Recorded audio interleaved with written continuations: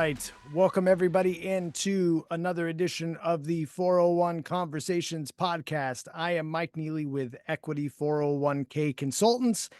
I'm the lead investment consultant and owner over here. And today we are going to talk about investments. Yes, this pod is going to be all about the investments that underlie your 401k plan and what you need to know as a plan sponsor, the things that are important. And so we're not going to talk about investments in the sense of, did this investment perform the best? We're not going to talk about the economy. We're not going to talk about inflation. We're not going to talk about any of that stuff. So this is going to be about what different types of investments can be in your 401k plan and what is important about them.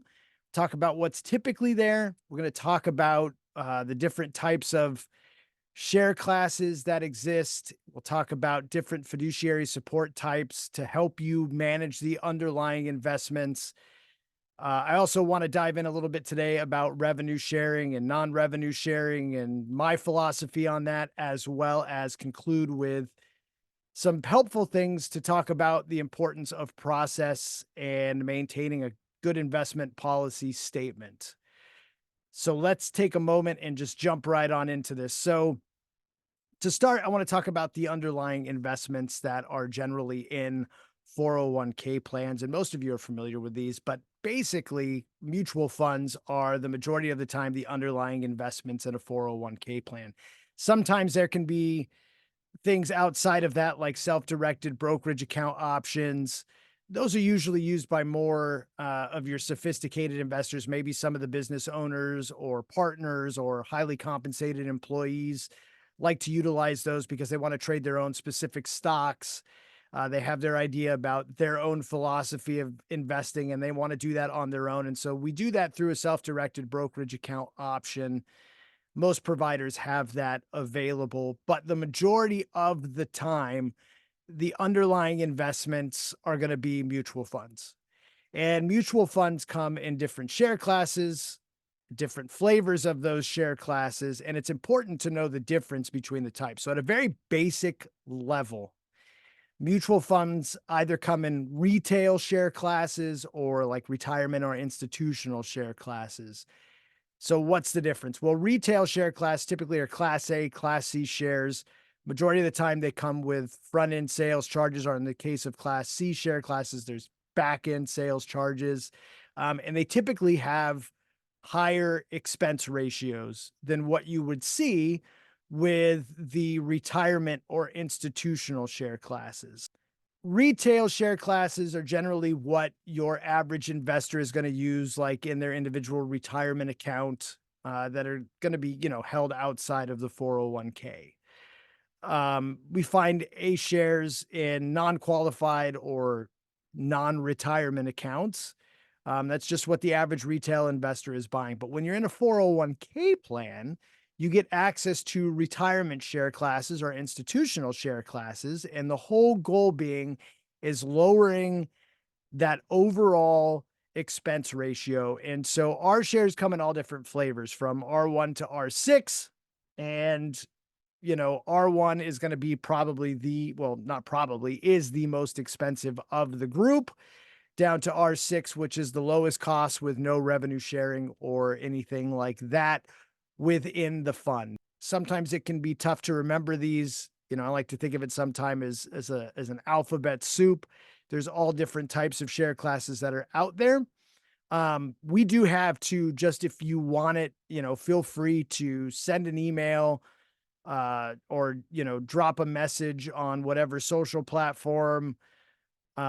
We will make sure that we get you a guide. I put together a guide that makes it really easy to understand some of these definitions as well as understand the different share classes. But really, for this podcast, the basic thing to understand is there's retail and there's retirement and institutional, and you should be using retirement and institutional share classes because those will allow you to get the lowest expense ratios for your plan.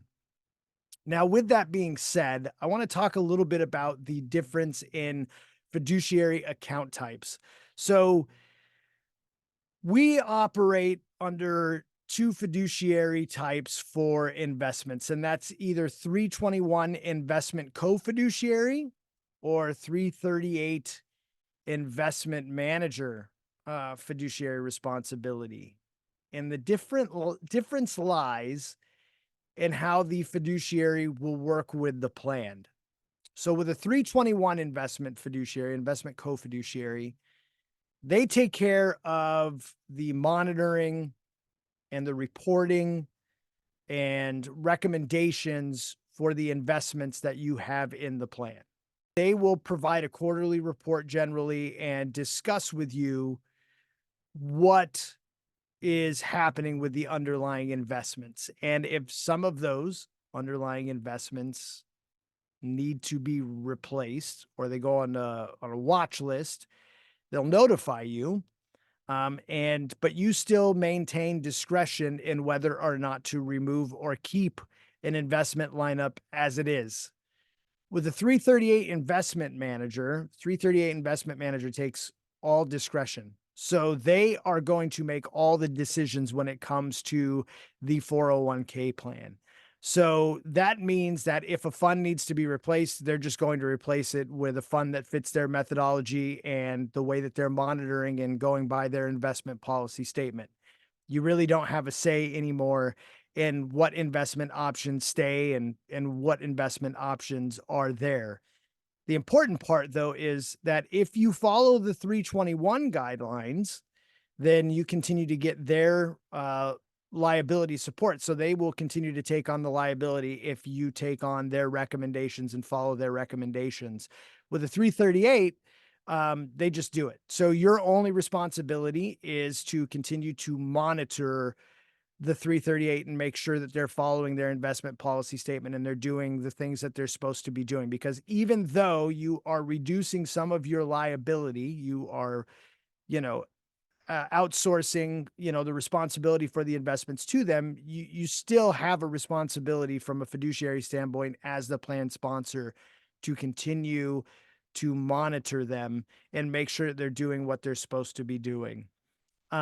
So that's the difference between a 321 co-fiduciary and a 338 investment manager fiduciary. Next thing is I want to talk a little bit about revenue sharing versus no revenue share. So I talked a little bit about this a moment ago in regard to the underlying investment options. And those underlying investment options, some of them have higher expense ratios, as I mentioned, than others. And some of them have revenue sharing and some of them don't have revenue sharing. Every year when you do your annual testing, you probably see this in direct compensation or indirect compensation. That's generally the wording that you see when you're filing your annual 5500. And that talks about how the different service providers and the investment managers and all the different people that are involved with your plan, how they're getting paid. The thing about revenue sharing is it takes all of the expenses, a majority of the expenses to run the plan, and basically puts them into the investment options. So it gives you the illusion that you're paying very little to run the 401k plan. And a lot of times it's not easy to understand how revenue sharing works. It creates fee structures that aren't very transparent. And they're not very transparent because if each investment option has a different expense ratio and a different amount of revenue sharing going on, sometimes it can be hard to figure out exactly what you're paying, or it can be even harder to figure out, who's paying the most. The folks that are investing a lot could be in higher cost revenue sharing, and they're essentially subsidizing the rest of the plan for everybody else. And so my philosophy is no revenue sharing. We do our level best to make sure when we set up a plan that there is no revenue sharing going on. And why is that? Because again, in my opinion, it's not transparent. So when you don't have that transparency, it's harder for your plan sponsors to understand how exactly they're being charged and how much they're actually paying. And it's even harder for participants to understand what they're paying. So no revenue share classes like R6, where it's just the expense ratio that goes to the investment manager of the underlying investment to the mutual fund provider, whether that's American Funds or, Fidelity or whoever. And then everything else becomes a line item on the annual or the quarterly statements. So what happens is now you actually will see what your advisor is actually getting paid and what they're actually charging you. You'll see what it costs from an asset-based perspective, minus any, billable charges you're paying to the record keepers if you are, but you actually get to see what the cost is to record keep your plan. And it essentially shows what money is going towards the third-party administrators as well. So it's much easier to understand. It's transparent. And in my opinion, it's much easier to monitor and benchmark and understand what you're overall paying. And that's going to lead us to the last part here, which I really want to spend some time talking about process. Process is important. In fact, process is just as important as the cost being reasonable to your plan. I've talked about this in prior podcasts, especially when we had Thad Letzer on from Nova 401k Associates. We talked about the importance of having a process in place for everything that you do. Well, the same goes for your investments. And that's why it's important that you have an advisor helping you with the investment options, or you outsource to that advisor the 321 or the 338 investment fiduciary support, or you hire an outside 321 investment fiduciary or an outside 338 investment manager fiduciary to help you manage and have a process in place for the underlying investments in the plan. Usually what that looks like is you formulate what's called an investment policy statement. And that investment policy statement, just at a bare bones level, is going to talk about the different types of investments that are allowed in the plan. It's going to talk about, how those investments will be monitored. So what's the data points that we're looking for, like manager tenure, 1 year, 3 year, 5 year, since inception returns, how those are going to be, what they're going to be benchmarked against, and, the performance of those. It'll talk about, how long underperformance should be there before a fund goes on a watch list. How many quarters should it go before a fund is decide to be, replaced? All of these things are going to be in the investment policy statement that you as a plan sponsor should adopt, because that's going to be the bedrock, the foundation of your process for reviewing, monitoring, and replacing investments. And so what else goes into the process is documentation, right? So whenever you have a meeting about the investments, just like I've talked about, quarterly meeting minutes and documenting everything that happens with the plan, that's one of the things that you're going to do. You are going to document the process. You're going to document those meetings. You're going to document what was discussed. You're going to document what funds made it onto the watch list, or if there's any changes that need to be made. You're going to talk about the funds that need to be replaced and what the recommendations are to replace them to, from the either the 321 list that's there, or the 338 investment manager just replacing those, right? And monitoring and making sure they're doing their job. But everything boils down to process. Because the Department of Labor, if they ever come banging on your door to audit the plan, the most important thing that they're going to want to find out is, do you have a process in place? Do you have a process for monitoring the investments? Do you have an investment policy statement? Are you sticking to that investment policy statement? So really, while fees are a part of that, right? We want to make sure that we've got low cost investment options as much as possible in there. But the most important part is the process, because how do you determine what's reasonable? How do you determine why a specific fund is in the plan versus another investment option that could be available to the plan in that specific category. Like, let's just say, for example, it's large cap growth. Why do you have Fidelity's large cap growth fund versus American Fund's large cap growth fund? How are you monitoring your target date performance versus other target dates that are available, like Vanguard, Fidelity, Principal, these other investment managers? So the bottom line is that the most actionable thing that you can do is have a process and an investment policy statement in place. Now, if you've hired an outside 321 or you've hired a 338 investment fiduciary manager, you should have an investment policy statement.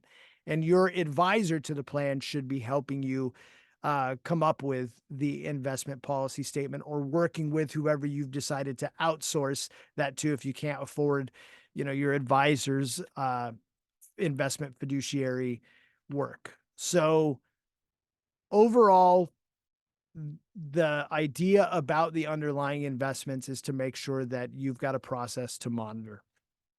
And so I know I covered a lot of information in an extremely short amount of time in this episode. So again, feel free to go to equity401k.com. You can leave a message there. You can shoot me an email. You can give the office a call, or any social platform that you follow us on like LinkedIn, that's where we're at, or YouTube.